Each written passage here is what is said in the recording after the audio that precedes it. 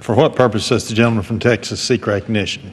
To address the House, Mr. Speaker, revise and extend my remarks. The gentleman is recognized for 5 minutes.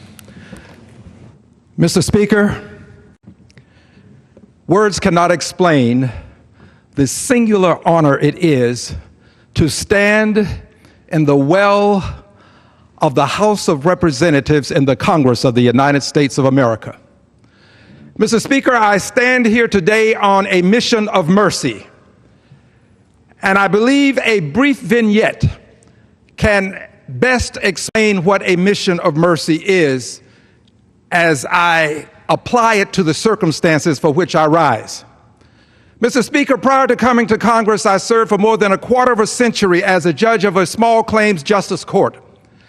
And I can remember an occasion when a mother testified on behalf of her son. And her appeal to me was along these lines. She said, "Judge, I'm not asking you for justice. I know he was wrong, but he's my son. I know he was wrong. I'm not asking for justice. I'm asking you for mercy. You have within your power to do justice, or you can grant mercy. And I beg that you grant mercy to my son," was her hue and cry. So, Mr. Speaker, as I rise today, I rise in support of H.R. 563, sponsored by the Honorable Janice Hahn. And I rise in support of this bill, this legislation, which is styled the Honoring Our World War II Merchant Marines Act of 2015. This bill would establish the Merchant Marine Equity Compensation Fund. It would accord each person who served between certain dates. Those dates are December 7th, 1941 and December 31st, 1946, a sum of $25,000. Why should they receive the $25,000? Well, Mr. Speaker, when they served in World War II, they were not accorded the benefits of other members of the various armed forces.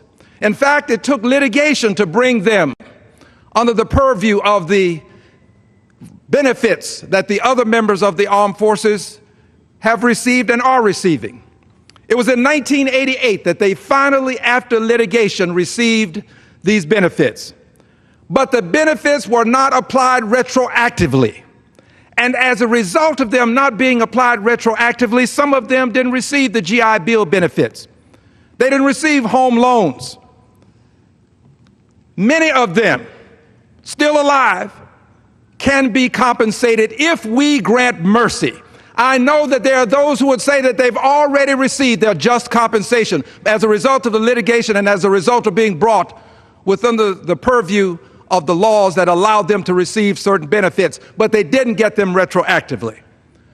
I believe, Mr. Speaker, they served honorably. As a matter of fact, approximately 9,500 of them died in service. They served their country. They bled the same blood as others when they were attacked and they were assaulted and when they lost legs and limbs and they lost their lives.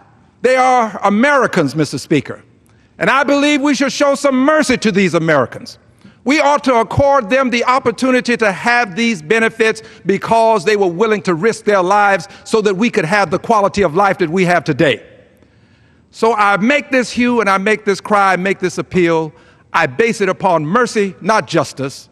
The arguments can be made as to whether just compensation has been accorded, but I believe that if we show mercy, we will do the right thing for people who have done the right thing for their country.